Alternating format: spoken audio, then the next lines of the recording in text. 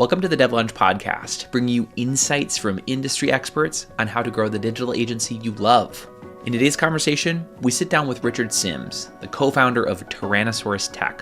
What happens when a dev agency decides to rethink everything, from how it builds products to how it prices its work? Richard unpacks the pivotal choices and challenges that helped his team break through growth barriers and stand out in a crowded market.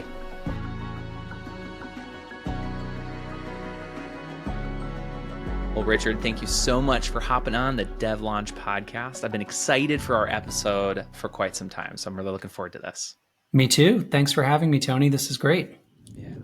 And for our listeners, I think potentially one of my favorite things about me finding Richard was the name of his dev agency. Yes. Would you mind sharing a little bit? What's the name of your dev agency? Tyrannosaurus Tech. It's so good. Hear it once, you never forget, man. That's the goal. That's right. Well, the great thing is, if you're listening to the podcast, unfortunately, you don't get to experience this. But for those watching right now, you can see behind Richard right now are a bunch of pictures of Tyrannosaurus Rexes. Yeah, man. The home office is decked out. Got to be on brand. I love it. I love it. Now, did you draw these? Did you draw like the logo and stuff like that? Did you have somebody else? No, it's funny. We for the first several years we were in business, our brand really was just like a logo that when we started at the time that my girlfriend did, and we're married now. But we of course realized that like just having a logo as great as it wasn't a full brand. So we eventually did a pretty extensive refresh, I think in like 2020. So we have a lot more assets to play with now, and that's kind of what you see behind me. That's so good. I mean, even down to like the colors and the visuals, you definitely have a brand personality, which I think is well, with the name, we kind of have to lean into it, so right. Got to do it. That's so great. It's hard to forget it, that's for sure. And yeah, I mean, you guys have always been Tyrannosaurus Tech, right? It wasn't something you okay. We have, and we've had people be like, are you sure you don't want to be, T-Rex Tech? And we do use shorthand, right? Like internally and with clients, but we're like, no, we think we're just going to own this. Like it's hard to spell, but hard to forget. And we're going to be kind of wacky. And for the most part, I think it's worked for us. It's so great. Was there any inspiration? Like I'm super curious. I can't remember if we've talked about this before, but was there any inspiration for the name? It like a combo of things. I mean, some of it was just to be wacky and silly and kind of like day one, try to have a little more personality than a lot of the just very buttoned up kind of technology services firms out there.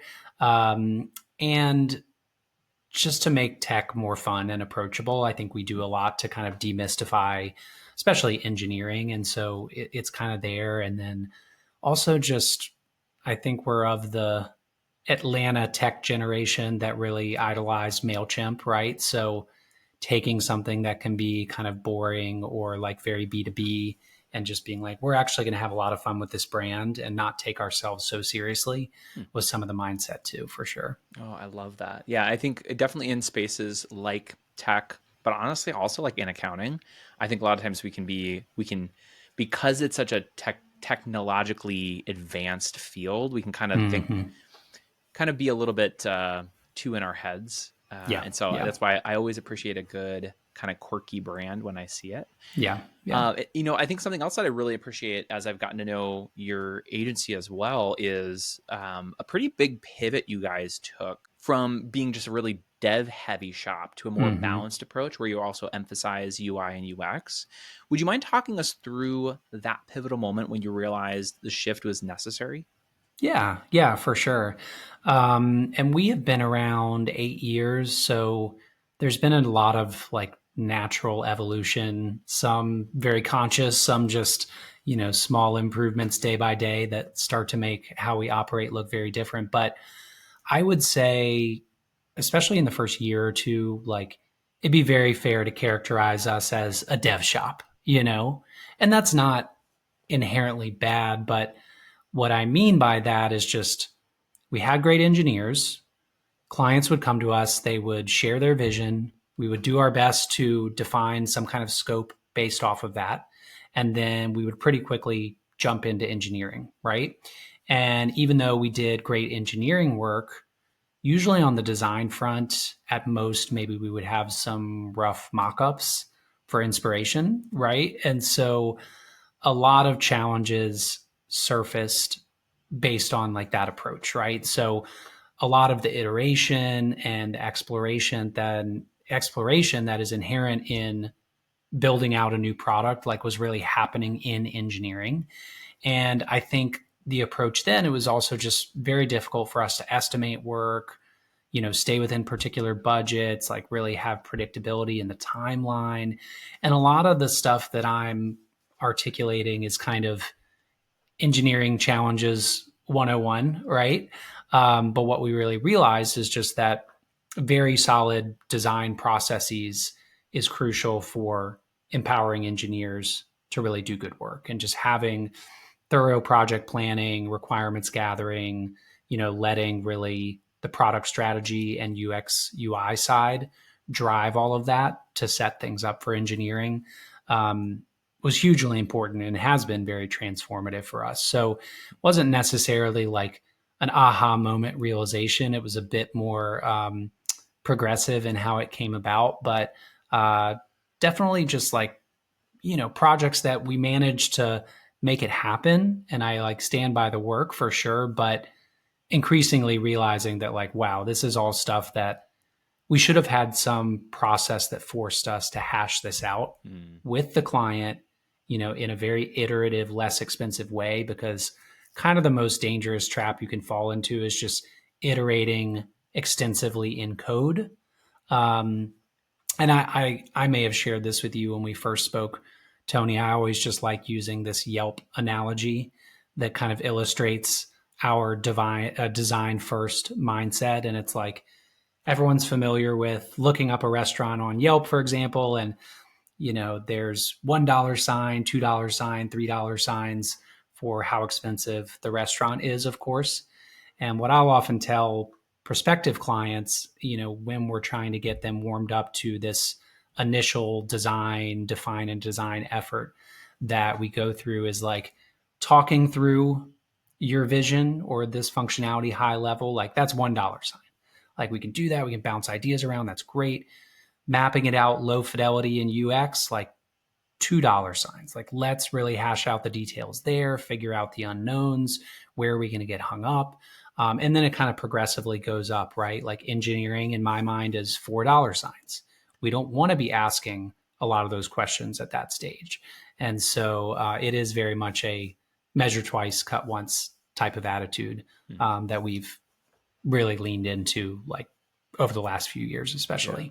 Well, and so it sounds like from what you've said, a couple different things that really prompted the move is like, number one, it sounded like, not entirely the case, but somewhat the case is like client outcomes were maybe lower than you wanted to be. Like you guys knew the brand that you had, you knew the quality of work you wanted to be doing, and you were finding that consistently. Maybe it was less than what you want for your client outcomes. Yeah, for sure. And like, I think some of it, of course, is just learning along the way. Some of it, I think, comes from a place of confidence, right? I think there are things early on in the business that like we probably were not established enough or confident enough to push hard on, like having a good chunk of the budget be for design, right?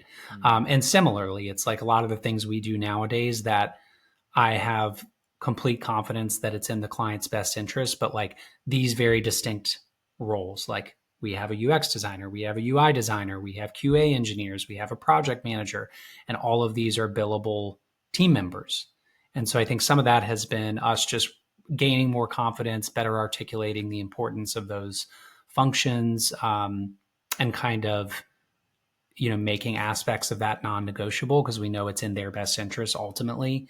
And then I also think there's been a little bit of just education in the market that we've kind of ridden that wave and maybe swum upstream a little bit, like dealing with folks who are a bit more savvy or it isn't their first rodeo. Like I think when we started out, there was more of a perception that design was kind of a nice to have, or just the simplistic view that like, hey, we're not worried about making it pretty at this point. But more and more the folks we dealt with, and especially now, I think recognize the importance of those efforts and that it's about a lot more than making it pretty. Like that's part of it, but that's kind of really the last thing. It's kind of almost the lowest priority when we're thinking through all of that. Well, I'm glad that you mentioned that because I think that is something that has absolutely changed. I don't even know if it's like been within the last 5 years, but there was a time when, if you were a UI UX designer, you were just like, it was a very fluffy thing, right? Because it was it was an emerging field. Right. And typically you would have a lot of maybe more kind of graphic design people coming in. And I think what we're starting to see, certainly on my end, is a lot more designers they're very, I'd say, like holistic kind of business advisors too. Yeah. They think about the product as a whole, not just what does the screen look like and is this screen aesthetically pleasing. Right. It's very different. 100%. I completely agree, and that's how we view it and how we structure it. And I mean, this is just language, but it's like our design team is our product team, and that is an important distinction because across that team, yes, we're not just trying to design something pretty. We're not even just trying to make sure that the user experience is intuitive. That is all important. But yes, we're trying to understand a much broader landscape of where does this fit in the market? Who are these users? How do we deeply understand the pain points we're trying to address? And so that's been a big part of the fun of our evolution is, if there's this spectrum. And in the early days, well, let's say the spectrum is like on one end is strategy and one end is execution. And I think in that early model, like very execution focused, which again, not all bad. We want elements of that and still have them, but we kind of progressively moved more towards strategic where like we're really taking on a degree of responsibility of what is this thing? Like, is it going to be successful? Is this something that makes sense for you to build? Like, how can we validate this along the way rather than just jump into some big engineering effort? And yes, all of that is very wrapped up in like product design, whatever you want to call it. Yeah. But it has become a very big, certainly a big focus for us. And I think that group of competencies has become a lot more well-defined to your point. Like it's not as ethereal as it used to be. I think a lot more people like understand the importance, Yeah. Well, so maybe 2 follow-up questions to that is number 1, when you go to market, you sell the service or maybe the service as part of the overall package. Do you call it design or do you call it something else? Yeah, good question. So we do always refer to our product team as the product team, but a lot of the kind of early stage design work we do, we have tried to kind of package it into this define and design engagement, which I know you and I talked about when we connected before this. So we try to make sure that we're conveying the breadth there, that it is not just, hey, we're going to create these mock-ups, but it is looking at competitors, it's doing user interviews, it's doing user testing, it's creating a clickable prototype, getting that out there. So we try to illustrate for folks like what all is involved there. And, I think more people do understand. I mean, most folks know that building a new product is a huge risk, right? And so the more homework you can do, the better. And sometimes the right decision is don't build it, or you're building something very different than what you initially imagined. And so even in some of our exercises, like we're really just pushing to challenge every assumption that is there. And again, I think most founders or innovators within businesses that have kind of done their homework and know some of the startup fundamentals, like it can be painful, but they're game for that exercise, That's so helpful. And it sounds like you kind of already addressed this with the defined design. It sounds like it's a standalone service that you guys do. Is that right? It is. Yeah. Like we used to kind of try to bake that in, I suppose. But what's been really great is like in the past, I mentioned how it can be so difficult to estimate big engineering projects, especially when you're like building something from scratch. Even if you're really thorough and have the best intentions, like it's just really hard because there's a ton of unknowns, right? So as we've evolved more on the design side, we've tried to carve that out as like a good entry point. And so rather than folks coming to us and, we do our best to understand the initial scope, but we can't invest a tremendous amount of time because we're still in the sales process, right? So historically, what we would do in good faith with the best intentions is like try to get a high level understanding and then come up with what we felt was an appropriate budget range. But you just don't know, right? And there's inherent risk there. And, there's a lot of issues like to kind of making it a palatable onboarding for someone in that context. So yes, we do a lot more now where folks start with this more limited define and design engagement. And it allows us to do a ton of the legwork that we would do regardless, but kind of box that into this initial effort.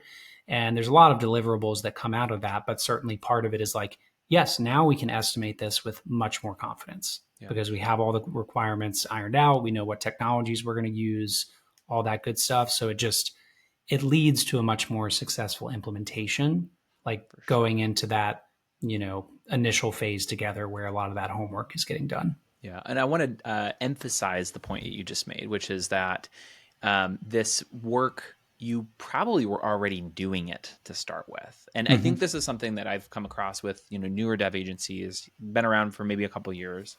They start off more technical, like you guys were, dev heavy, dev focused. And realistically, they're already doing that. Maybe they just say that that's part of the discovery process. Like they're going through whether they've been invited for an RFP or they have, just as they're talking with these prospective clients, they're already doing a lot of that kind of, we'll call it like a pseudo define and design engagement, but they're not being paid for it. And so I think that's, that in my opinion and in my perspective, seeing you guys and seeing a number of other dev agencies that have done this, it's a great way to formalize it and to extract the value that you bring to the table. Because the fact of the matter is, I mean, I'm sure you would say this too, but you get to the end of the define and design engagement, like it is kind of you can come with us or you can take this exact work that we did and you can go and work with a different agency or bring it in-house if you wanted to as well, right? Yeah, 100%. And that's what we tell folks, and it's sincere, is like, if this is a 0 to 10 scale and you're at 0 and 10 is like launching this MVP, this is steps 1 through 3 and it has to happen. And like a proper firm with your best interest at heart is going to go through similar processes. And yes, the deliverables we're handing off are pretty buttoned up. So you could 100% take them to another firm, have them estimate the work, have them jump in with a lot more clarity. And we're good stewards, right? So like if you did define and design engagement with us and ultimately went with another firm, like we would still be available if they have questions or trying to understand particular aspects of the user experience, like should all be quite clear, frankly, but we would still be there to support that effort. And then, yeah, of course, it is and should be also a good feeder for us because we've accrued so much knowledge and built rapport with them up to that point that I think there is a lot of rationale for continuing on with us because we've already got that momentum and that shared understanding, but it's not required by any stretch of the imagination. So yeah, it's worked well in that sense too. That's super, super helpful. So I want to go back to something you said earlier, which is that, the pain you experienced prior to implementing a more, well-balanced design with the development in your agency is you talked about budget overruns. You talked about things like it was really hard to scope out the overall build of a project. Based on that, is it safe for me to assume that you guys were working on fixed bids, or were you still working on time and materials, billing hourly for these? Yeah, great question. We, for the most part, overwhelmingly, historically, have not done fixed bid projects.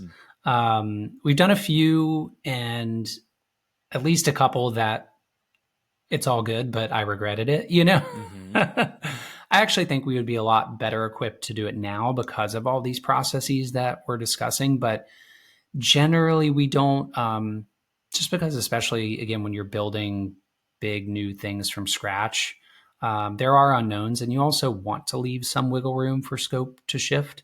And that's a healthy thing, especially if we're, for example, doing a clickable prototype and then doing really regimented user testing. Like, you want to have room to respond to that feedback and iterate, right?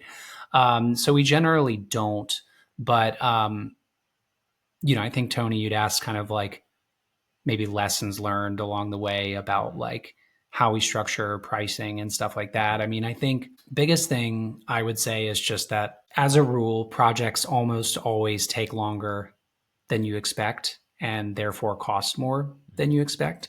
I think it's just a harsh reality for anyone working in the space. It's kind of like big construction projects, I hate to make like a negative connotation there, but if you are not very cautious in estimating, like, you're going to back yourself into a corner.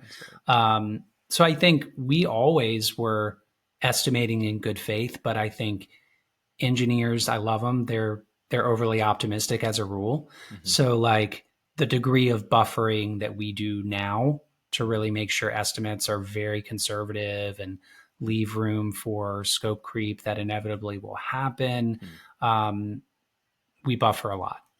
Yeah. Well, you'd rather have that, right? You'd rather have, if it's a $400,000 build, you'd rather somebody come and be delightfully surprised that it only costs $350,000 than to be told it's $200,000 and then it costs $350,000. Exactly. And we're ultimately just billing for the time required. So usually, we are coming up with that estimate, being very cautious, and then kind of backing into it hourly with a lot of touch points and opportunity to reevaluate and, moving pieces. It may be, oh, we're moving through this more quickly than expected. Let's identify a couple features that could come in a subsequent release or whatever that is, right?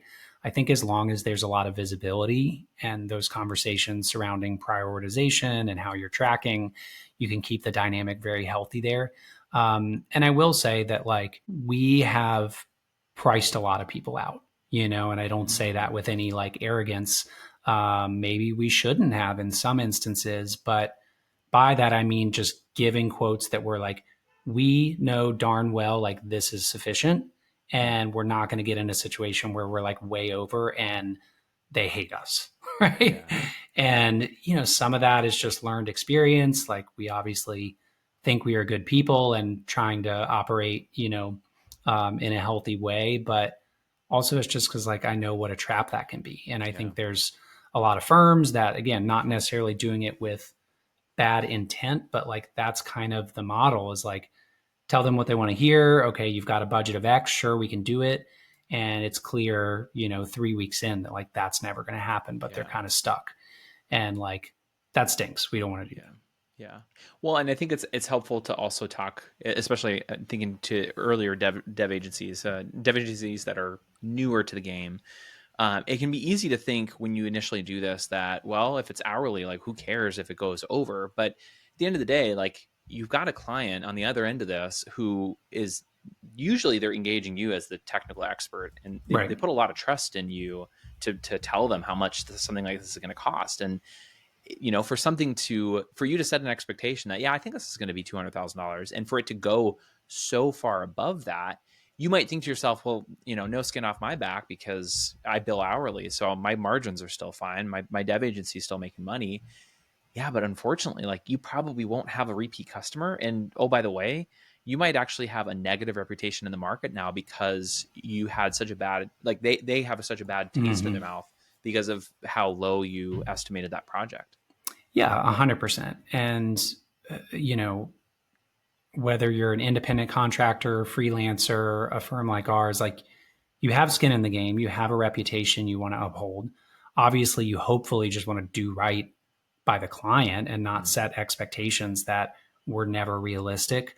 And like, the relationship will deteriorate pretty quick if that trust is lost. So like, this, Tony, and I think most people do, but yes, it is not a blank check. Like, even if your contract is crystal clear that you bill hourly, you are almost certainly going to need to set some expectations about the overall level of effort. And, whether it's each sprint or each billing cycle, like, you must prove your value and really be able to defend that if necessary.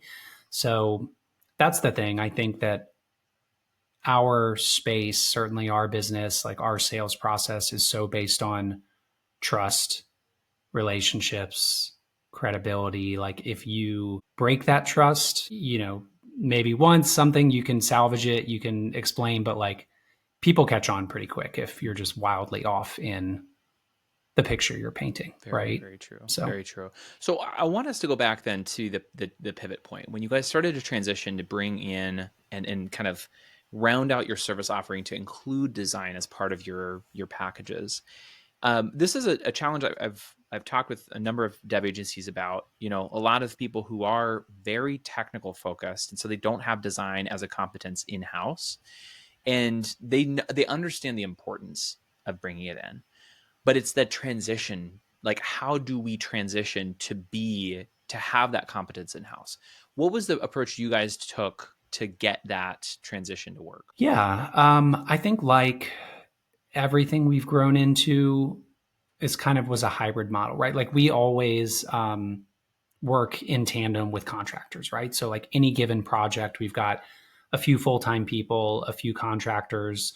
We have a really good network of folks that we've worked with a lot. So we have a good like repertoire of people we can pull in with particular skills and to kind of staff up as needed on projects as they ebb and flow. But yes, the design efforts very much started strictly contractor based and kind of experimenting. And yeah, I'd love to pretend it was overnight we just had a bulletproof process, but we didn't, right? It was kind of moving in that direction where like, okay, we're getting a lot better about having designs that let the engineers know exactly what they're building. We want to mitigate these situations where an engineer needs to make some kind of assumption to get this done, or they need to make some kind of, no matter how small it is, like business decision essentially for the client. And so, yeah, it's just an evolution there. I think we got really lucky in finding the folks that are really pivotal in our product team because they are great designers, yes, but they are very strategic thinkers. And then, even more importantly, what they've helped us do is just build up really good internal design resources, systems, methodologies. I mean, our Figma footprint is huge, right? So we have a lot of internal tools that we leverage for clients that we can kind of port over into client projects, whether that's like components or just resources that guide our workshops, and here's the MVP matrix we want to populate. And so it's also just made us better but more efficient at repeating design work. And I think I told you when we first spoke, Tony, our estimates for design work are pretty bulletproof. I mean, maybe I shouldn't say that, but like we can estimate design work very well. And even though there's, of course, a lot of customization there and we're tackling different problems in different industries, like the playbook has been incredibly valuable. I mentioned to you as well when we spoke that so much so that we have clients now that strictly work with us on the design front. And we're really just empowering their engineers because they have rightfully identified that we have great engineers, but they're really struggling to get this stuff done on time, in budget. They're misunderstanding the requirements. And so that's been cool to kind of get plugged in and really help them level up like what they're able to produce. And then we've even had folks pull us in to basically coach their UX UI designers on our processes and get them utilizing like some similar tooling and stuff that we can set them up with. So I'm very proud of what we've invested in there. And then I think the last thing I'll say there is all of the kind of internal design systems that we'll leverage, they're very component based. And then we have those corresponding components written in code, right? So there, frankly, is just that much more of a compelling reason if someone is going through the design process with us to move into engineering with us. It's not that they have to, but it's like, hey, a lot of these components we already have, built out in React. We'll customize them based on like what we've done with you all here in these exercises, and then they're kind of ready to fuel the engineering process. So that's been a game changer for us too in terms of how we run that stuff. Well, and it's interesting, right? Because, one of the things you had said is, well, first and foremost, it sounds like you guys started with contractors, Yep. and then Yep. the contractors eventually became, some of them eventually became employees, Mm-hmm. part of your guys's, core group. But the other thing I thought you said, or the thing that you said that I thought was helpful to like highlight for our listeners is you said that, these people were brilliant designers, but they're also excellent strategists. And I think that point cannot be understated, because what we're looking for, or what you're looking for in a person like a designer, if you want to move out of just being a dev shop, but you want to be a more holistic, like kind of product shop, is you need people who think that big picture. You need somebody who is at their core more of a product strategist, and design is, yes, something that they do. It's like one of the tools that they're using to bring about that thing. But what I'm hearing from you is like you're hiring strategists to sit in that seat. Yeah, 100%. And I would love to take full credit, but I would really give credit to my partner Carlos, who's my co-founder in the business, for identifying and interviewing these folks. And then Manuel, who's our head of product design, has kind of built his whole own ecosystem and supporting team. And he very much thinks that way. So I think like some of that is inherent in personality and maybe experience level. But also like there's an amount of course, just client facing skills and soft skills and like tact required, because there's a healthy amount of push and pull in the design process too. And we need to feel like we can call out, issues we see or things that don't make sense, or, hey, that's great, but here's an easier way to do that, or a more intuitive way, or here's what we see across the industry, that's really effective in this regard. And so, yeah, I think, that ability to kind of parse through it with a client and operate at that level and have the credibility is huge and can be learned, but there's some degree of inherent like personality traits that really thrive in that dynamic too. Yeah. Yeah. Well, and something else that you had said about what you guys have done now that you've had these product strategists for a while, these designers for a while, is you have a massive Figma footprint. And it's not just about having pretty designs, but then you guys take it to the next level and you say, oh, and by the way, for these elements or these pieces of an application, we actually already have like a library of some code that we've written. I mean, that's such a value add to somebody who would be engaging you for time and materials type of engagement. Because you can say, I mean, yes, you could go and work with another dev shop. It's possible that it will cost them that much more money to have to recreate something that we've already kind of essentially been able to white label for you. Yeah. Yeah.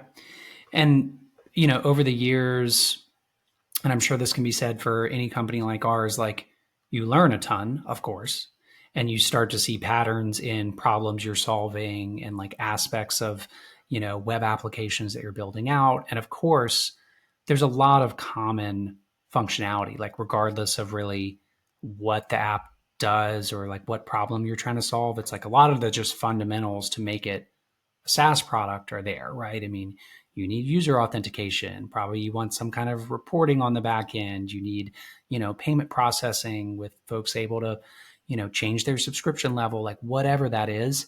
And just we have progressively looked for opportunities to like break out some of those core features in a way that can be reusable. Yeah. We're never like reusing stuff that's proprietary to a client, but just have kind of a library of like a lot of things that can be plugged in, which is super cool. I mean, it's made us infinitely more efficient, right?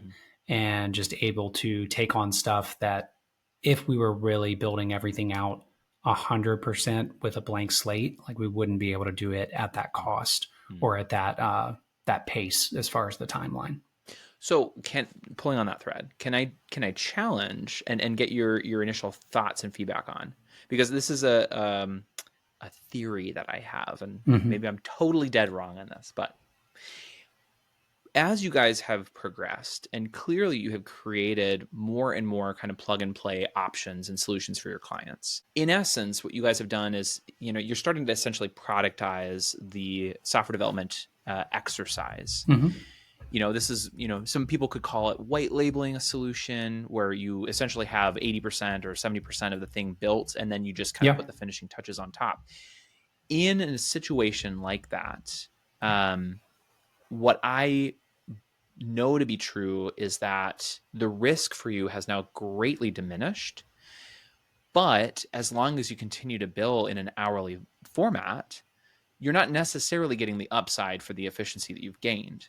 So I guess the challenge there, and would love to get your feedback on, is where you guys are today.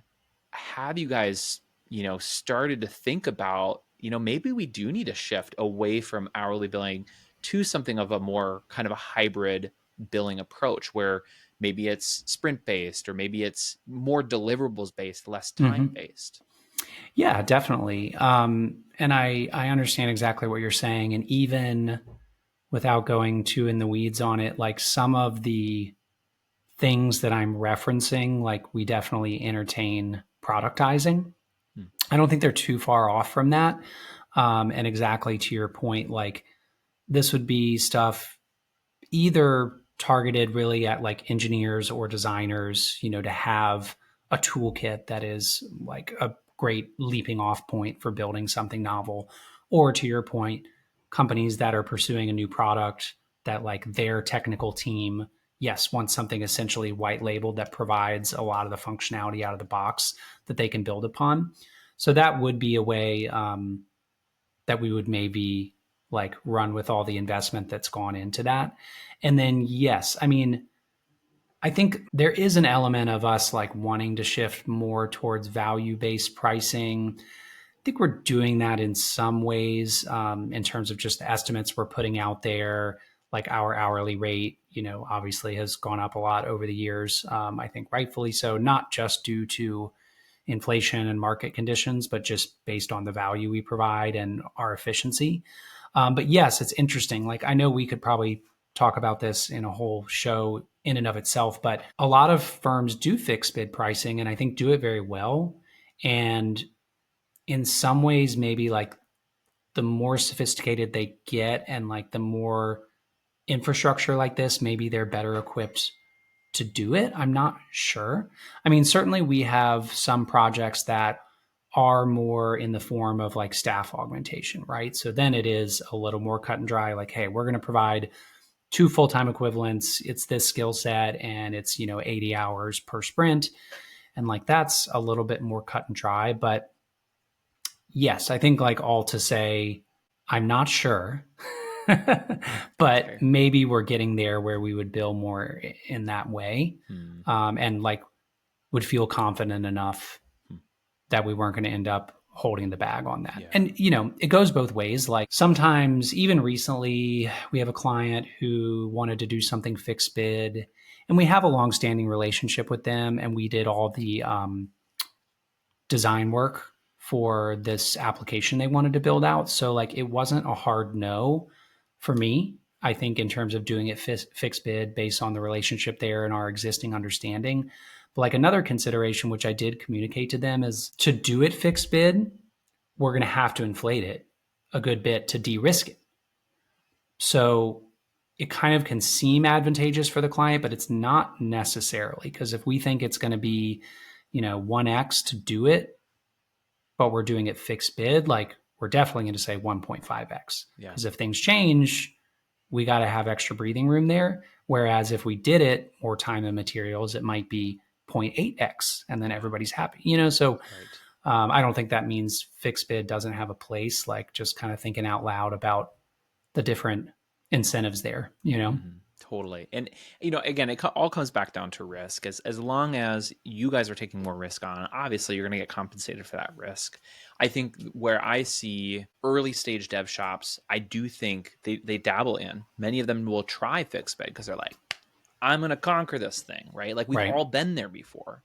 And I think what happens is we get so burned so early on that we think it's never going to work. Yeah. And I just wonder, I feel like you guys could potentially be in such an excellent spot because of the fact that you have this library and this growing library. I mean, to some extent, you've probably been able to already capitalize on this value pricing or fixed bid pricing for your design work? Because Mhm. like you said, you've gotten to the point right now where you guys have like rock solid estimations on your design work. Like you've done it so many times and you have so many solutions kind of in your library that you know it's not going to be any more than X number of hours. Right. So I'm sure you guys can probably fix the bid on that design work, right?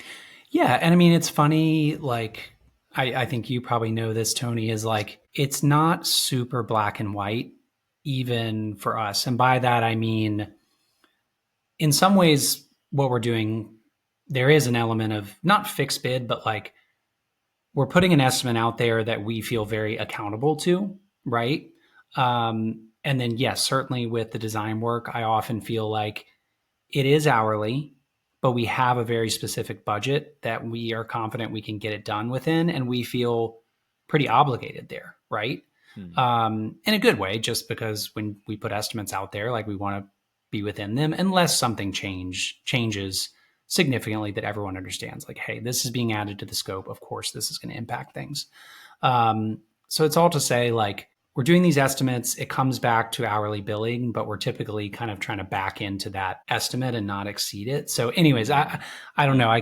It's like there's a little bit of gray area between pure hourly billing, which is like not frankly what we do, I would say, and then some kind of like hybrid where there are these estimates. They're not necessarily like a rigid commitment because things could change, but I get your point. I think you're probably right. And we certainly have been burned on fixed bid, mostly early on. And that might be why we're just like, nope. But we could get there. I think like it can be more lucrative for exactly the reasons we discussed that like, yeah, we're taking a lot of risks. So we're going to buffer up the pricing a lot.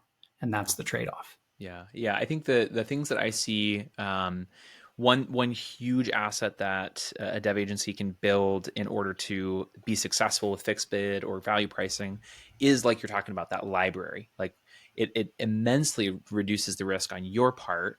The other part that reduces the risk dramatically is having a really clearly defined ICP, ideal client persona, as well as a very clearly articulated pain or problem that you can repeatably implement across anybody else that's an ICP. And so as long as we have a generalized ICP, one that's not very specific to a particular type of person, that also, can add a lot of additional risk. So, but I'm happy that we had this conversation because, I think this is something that we just don't have open dialogues about. And we don't necessarily realize like, oh, as dev agency owners, like we're actually all in a pretty similar spot, which is, we've been burned in the past. We're really hesitant to try it again.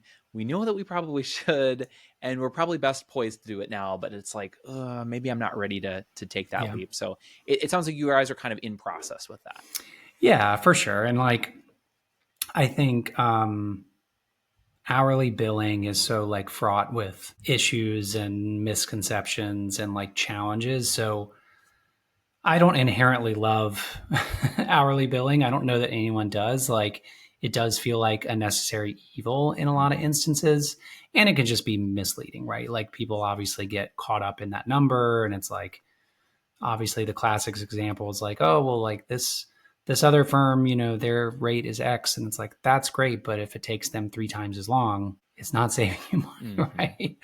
Or if you have to rebuild this thing like 2 years from now because they did a shoddy job. So it can be, fraught with issues. And even though we are tracking hourly and like, are providing a lot of transparency with clients, it's like, I typically know that if it's coming back to like defending granular hours, like something's wrong, right? Yeah. Like we are already in a place that's not very healthy because there usually is and there should be trust there. Like there's not talking about like, why did this take 2 hours? It seems like it should have taken 1. Like you're on a very slippery slope there already. You know, and like you said, there's probably typically something else underlying it that's causing them to question. And so that's, it might not be that's the issue in and of itself, but there's something else that's, is going unaddressed. And it's the dark underbelly of hourly that we don't really talk about. So I'm glad we had a chance to touch on that briefly. I want to pivot slightly here, and I want to talk about everybody's favorite word, which is now becoming like kind of synonymous with, something like blockchain or something like that, which is something of the past. But AI, and specifically in your guys' internal processes, this is something I'm really curious about. I think we can look at tools, SaaS products, whatever else like that are trying to say AI this, AI that, but like the actual processes you guys conduct as a dev agency. Before we talk about the things that are working well, what areas are you guys avoiding using AI, and why are you avoiding using AI for them? Yeah. So we have been, I think, pretty AI forward, if that's the right language to use. So like we've been kind of dabbling, for a few years, I would say, like before ChatGTP kind of broke through and became so mainstream. So we've had a lot of room to experiment internally and learn, which I'm happy to talk more about. And before we started taking on client work that had AI elements. But I think we've been pretty adventurous, I guess, in terms of like looking out for different use cases and not being overly concerned. I think the main exception there is just like any kind of client data that's proprietary. Like we're not putting that into, these different tools willy-nilly, right? And I know with Chat GTP, in particular, like you can toggle that on off, but a lot of people rightfully have concerns about like where's that data going and ultimately who has access to it. And I think that's valid. So that's the main thing, is that just being very careful about anything that's proprietary. We're certainly not feeding in like real specific identifying information. If anything, if we're using even like Chat GTP to brainstorm, for example, or, think through like verbiage for a proposal or something, it's always, made opaque, if you will, like the particulars. But other than that, no, I mean, I think we've felt around for like a lot of use cases to see what works. And it's interesting. I mean, there's a number of areas. I think like all of us are using it, or most of us, a lot of us are using it in the capacity of just like brainstorming or helping to get started with like content generation, or even that example I alluded to before. Like I have found it very helpful when I'm putting proposals together, because like I can write up long form what I think is something really compelling, but like that's not how people want to consume. So like I get a lot of value out of just like, take this is what I want to convey, make it like a bulleted, structured, concise, readable thing, right? So like that's great. We've certainly found a lot of value on the engineering side. I mean, tools like Copilot are huge, right? So these things are not far enough along where they're just writing extensive, perfect code by any stretch, but it's kind of the same attitude. Like it can spit out a lot of components or, pieces of code, like especially a lot of stuff that's, a bit more, like tedious day-to-day engineering of just creating these various views within the application, or I need to create a table, for XYZ, and super helpful in that capacity. I think, one of the things you'd asked me about before, Tony, was like challenges in adoption, right? Like, is it hard to get folks on the team using it? I think our team has been like really excited and receptive in general, but on the engineering front and on these other fronts, it's like you have to just really embrace that it is imperfect and like kind of get over that and just like recognize that so you can make smart decisions about what you're doing with the output. But I know for like a lot of engineers, they take a lot of pride in their craft, right? They're very opinionated. They really like want to write code in their particular way and all that good stuff, which is healthy. But I think that can be a little bit of friction with like things that a Copilot might provide, that there's issues they don't like about it, or it is spitting out errors, but eventually coming around to the idea that's like, yes, but how much quicker am I getting this done than if I really was starting, with a blank screen? Yeah. So really helpful in that regard. I mean, we've found a ton of value in just like project management capacity. Can you tell me more about that? Because that's actually a newer use case. But yeah, tell me a little bit more what that looks like for you guys. Yeah, some of it's very straightforward. So like you see, of course, a lot of folks on calls have like an AI bot that's taking notes, transcripts, Like that's super helpful. And, when we use that, it can not just provide like a summary, but really slice it and dice it and help quickly identify action items and stuff like that. And for us, there's always still a very human element there where a project manager is taking that and deciding action items and what we need to convey as follow up to the client, et cetera. But like all of those things we used to do very manually, right? Like any type of discovery session with a client, we're going to write out our notes, document things really well, share that, open it up to conversation feedback. So it's just made things much easier in that regard. Things even like PRDs, requirement documents, user stories, a lot of these tools can be very good at providing a lot of that. And again, this is not like press a button and it's good to go, but I'm sure you've had this experience where like, whatever, you'll prompt chat GTP or some other tool for something. And it's like a list of 10 things. And you're like, okay, 8 of these I would have thought of. Yes, but it would have taken me a lot longer to just like surface them in my brain, even though when I'm reading them right now, it's like very straightforward. And then 1 or 2 of these, it's like, that's not something I necessarily would have thought of. Mm-hmm. And maybe one of them is like, this one makes no sense. This is dumb. I'm removing this. Mm-hmm. But, I think it's just all those like incremental efficiency improvements. Yeah.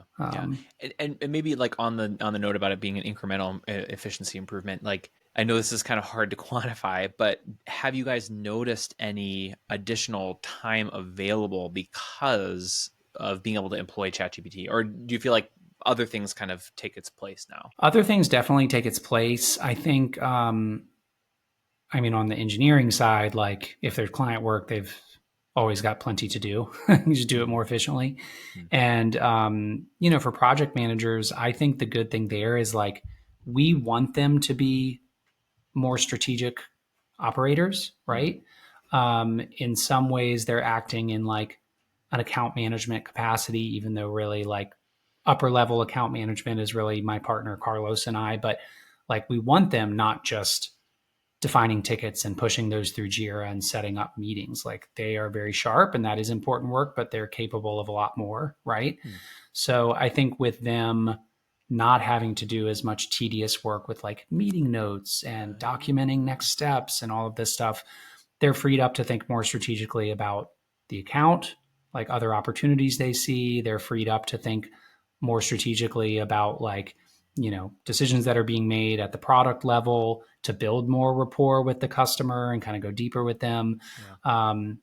So, it's an oversimplification, but a lot of people will say with this tooling, as they say with a lot of other like technology revolutions, is like, this should just free up time for people to operate at a higher level. I don't too blindly like buy into that narrative when I think like really big picture about AI and where it's going, but certainly internally for us, like at this stage, I think that's been the case. But did you have to do much instruction to get them at a higher, like to think more strategically, to operate more strategically? Or do you feel like, did that just kind of come naturally as they're like, oh, this is actually taking me a lot less time. I've got more time to think creatively, think strategically here. I think some of both. I mean, we certainly try to hire for folks that have, a broader perspective and interest than necessarily their just day-to-day job duties. We're pretty flat as an organization too. So I think they have a lot of visibility into like higher level conversations and can kind of get a sense of what are good things to look at, what are good questions to ask, what are good like signals to be aware of when they're managing that account, et cetera. So I think it's a little bit of both. We try to encourage it. We try to hire for that. We try to be very aware of where folks' time is going. So if we see more availability, we try to give constructive direction on where that can go. So yeah, kind of all the above. But I think at our size and just the way we're structured, I think in a good way, no one views themselves as overly rigidly in this particular role with like these responsibilities. They'll proactively look for ways to grow and bring value if they have the space for it. I love that. Well, I could probably ask a bazillion more questions about AI, internal processes and all that kind of stuff, but I will I won't bore the audience. I know people have said AI is great, but also like, who cares? I Because know we're all just trying it out. people are kind of sick of it, but it ain't going anywhere. So Yeah, and I get think used to it. and I think it's in instances like you've shared where, man, it seems like such a mundane application, but it's like you said, incremental time relief and time relieving does a lot to afford people more opportunities to be strategic thinkers and operate at a higher level within your agency. I want to spend this last few minutes that we have together talking about your growth trajectory, because I think that was something that came out in our initial call. I was thrilled, like when I heard you guys early on, you broke through the 7-figure mark, which, for anybody listening, like when you break through 7 figures as a digital agency owner, especially as a dev shop, 7 figures is a pretty good indicator that, like, okay, we've kind of got something established here. This is a pretty legitimate business after 7 figures. And so I guess the thing I'm curious about from your perspective is, like, what would you attribute to the rapid success, especially early on? Yeah, for sure. And I appreciate that. And I am very proud. I think we, broke that 7-figure mark pretty quickly, like within, I think, the first 2 years, something like that. It's amazing. But, make no mistake, like there was a lot of highs and lows and, bloody noses along the way. But yeah, I think the main thing, which is maybe obvious to say, is just like network and relationships. I mentioned that I think this type of business, especially early on, is it's very relationship based for sure. And it's very much based on trust and credibility you can convey and, your general reputation. And I think for better or worse for us, like we've had projects of all shapes and sizes, but we pretty quickly were looking for like larger projects, where I think there's just that much more emphasis on like, do these people feel comfortable? Are they making the right decision? Do they feel like you're, a trustworthy person that even if things are challenging or go off the rails, like you'll be there and you'll follow through. So I think the main thing I would stress, I guess, to anyone listening is like that just ongoing investment in your network and building relationships. My partner, Carlos, and I, we're both working in tech in Atlanta and kind of in the right circles for a long time. So like we had invested a lot in building up those networks already, which I think gave us a bit of a head start, frankly. And then, man, especially early on, like we were out and about all the time. Like we were going to events every night. We were meeting people for coffee and lunch all the time. And, we built up a lot of that like momentum early just by being very, very boots on the ground. Yeah. So I think that's kind of the main thing. And like networking can be tedious, but it can be super fun too. And I think the main thing is like, if you're too focused on short-term returns or meeting people with like a real set agenda to close a deal or something, like it's not going to happen and it's not going to be fun. It's got to be like a long, slow, steady build. And I think for us, we've always tried to just be a good local resource where if folks have questions, they can come talk to us. Like we're not putting the hard sell on. We can give you advice. We can point you to good resources. Like if we're not a fit, no worries. Maybe we will be down the road. And I think that's really come around. It just takes time. Yeah. A lot of those folks have ultimately circled back to us, right? Or they just have a good feeling about us. So they mention us to others and, you just want to be like top of mind when something's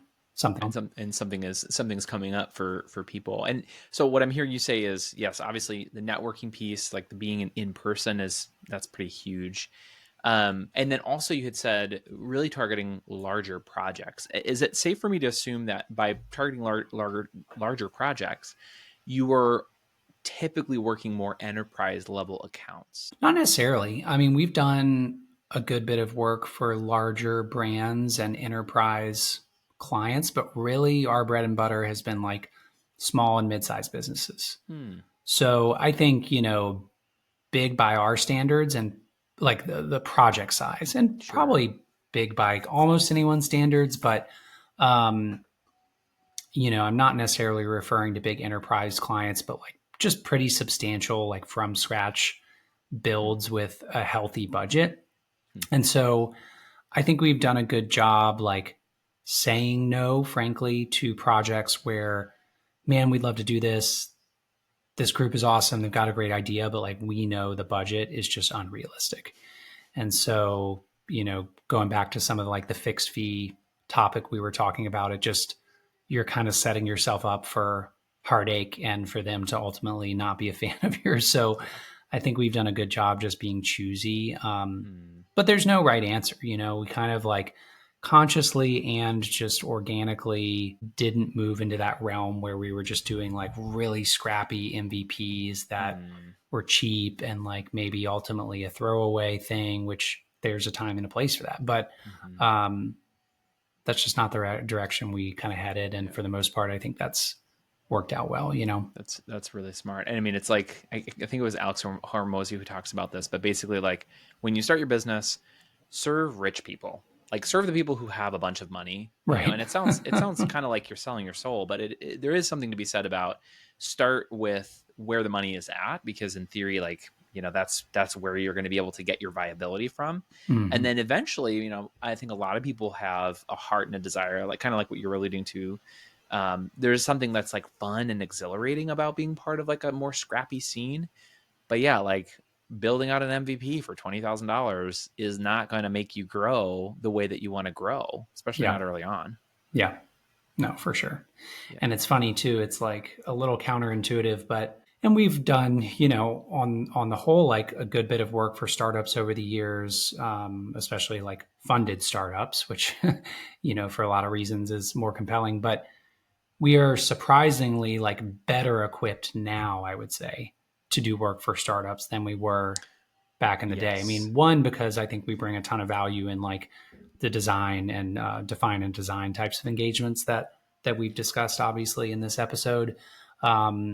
And I think, even when it comes to MVPs and stuff, like we just have a lot more perspective and a lot more ability to be decisive about like what really is in scope. We're going to rigidly define that, just appropriate expectation settings, like what is a realistic budget here. But yes, I'm right there with you. Like as much as we love startups and like this business, what we do and like often building out new products, like a lot of it is kind of scratching that itch, but really our core customers have not been startups. They've been established small, mid-sized businesses that for whatever reason are pursuing some type of product.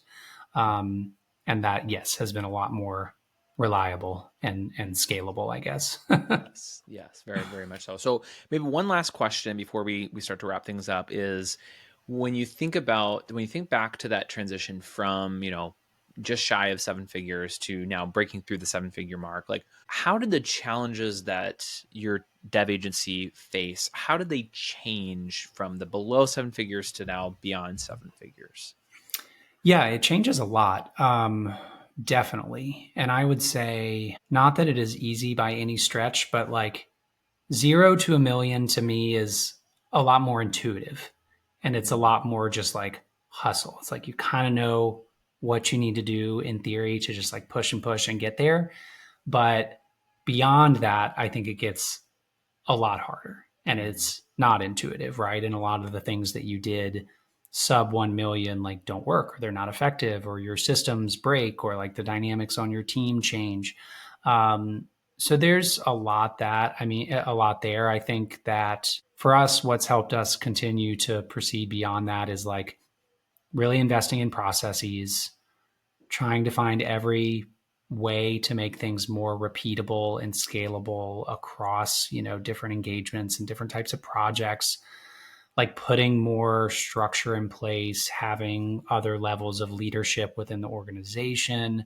And it's like all those things cost money and are more overhead, right? So there's always a little bit of a chicken or the egg thing too. It's like, okay, we want our revenue to get to X, but to do it, we kind of need to invest in the infrastructure to support X. So you're kind of like edging up to it. And, I think that scaling sales is a really hard part of it too.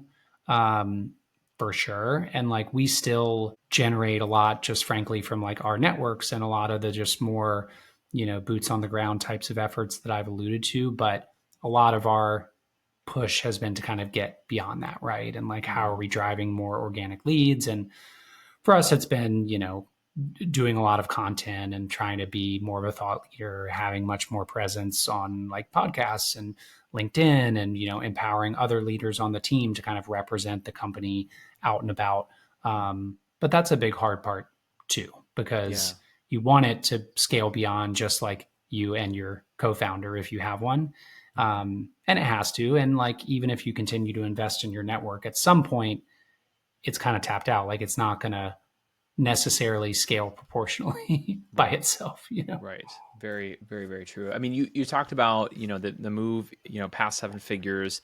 There is a degree to which you kind of just need to embrace additional overhead, whether that's overhead, people who are dedicated to overhead, or even just like the types of tooling that you use, the structure, infrastructure you've got.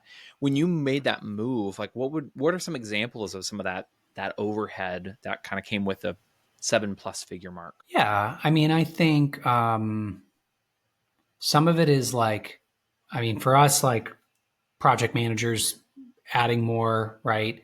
Now, like having someone who's really like lead project manager. We have someone who's director of operations. We have someone who's like head of product, obviously. And all these folks do client work, but there is just like broader work that they do to support the team and build up our internal resources that aren't strictly monetized or billable, right? Yeah. So I think it's just been progressively carving out these roles that like we know need to exist. And as these teams kind of take shape, there needs to be some degree of leadership. So like a QA manager.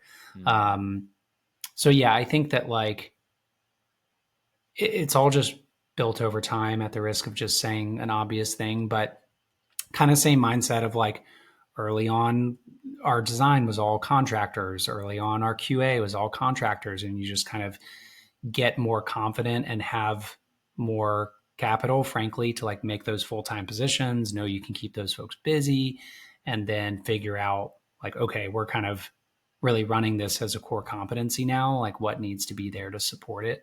But yeah, all that's tough. And like, it's not an immediate payoff. Like you have to be thinking about, okay, if we're an X dollar company and we want to be 5X, how do we kind of reverse engineer what the team needs to look like to get there?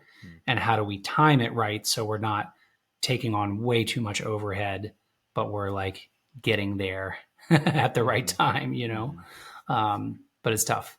Yeah, it's a very challenging. It's challenging to manage that growth, especially like what you said with the overhead, because if you have even just a little bit of a downturn, which is very typical, you got those peaks and valleys that come with agency life.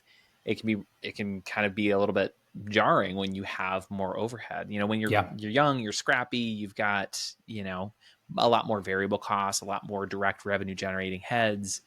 It can get a little bit more feel a little bit more unstable when you do have those peaks and valleys. So I can see where, like you said, it's maybe less intuitive challenges. It's a little bit more nuanced and complicated challenges that come with that side of growth.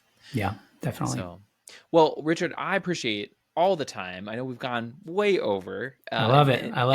If we're honest, we probably could have just kept it going for another, hour, 2 hours. Oh, definitely. But we've covered a ton, from everywhere from UI UX design and pricing, AI, overhead, all this kind of stuff. A lot to cover, a lot that we covered. Would love to just get your, if people have heard something on here and they wanted to reach out, they wanted to ask you further questions. I know you're very involved in the Atlanta tech scene. But what would be the best way for people to follow your story and get in touch with you? Yeah, for sure. So check out our website. You can obviously contact us there, just tyrannosaurustech.com. If you can't spell it, just Google it. It'll come up. Don't worry about it. And then I'm on LinkedIn, of course. It's just Richard L. Sims, SIMMS. And I post a lot on LinkedIn. That's a great place to engage. I try to share stuff that's helpful and just present a very like candid view of, tech and running a small business and all that stuff. So probably that's the best place to, DM me or follow me or comment, and happy to connect with anybody. Yes, and I would highly recommend. I love the stuff that you're posting. I love some of the collaborations you're doing on your podcast as well. Thank you. Fan. But Richard, thank you again so much for the insights, the ideas, and for your time today. I really appreciate it. You too, Tony. I appreciate this opportunity. It was a lot of fun. And thank you to our listeners. If you found value in our episode today, please leave us a review and tell your friends about us. If you're interested in being a guest on our show, as a digital agency owner, or maybe somebody with insights that can help digital agencies grow, head over to our website to learn more at equip.com/podcast guest. That's ACCQUIP.com/podcast guest.